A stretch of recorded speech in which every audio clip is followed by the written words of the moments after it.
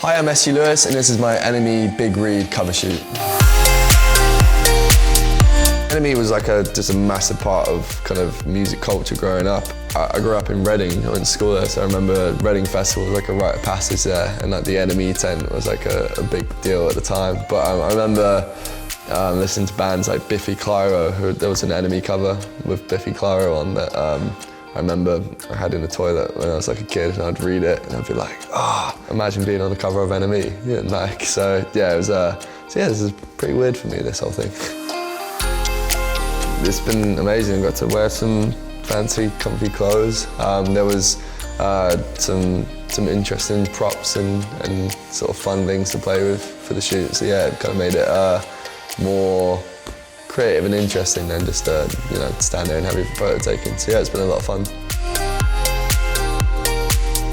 Working on the new record was pretty intense. It was really different to the previous one because I worked on it in these kind of like residential studios in a kind of intense period. So instead of like just Monday to Friday, like sort of get to the studio midday, do a session, I would go for a month, and for a month would do nothing but just make music in these kind of very remote locations where everything else was like very far away. So there was like a certain tunnel vision to it and a certain intensity, and it definitely meant kind of digging a little deeper than usual, I think.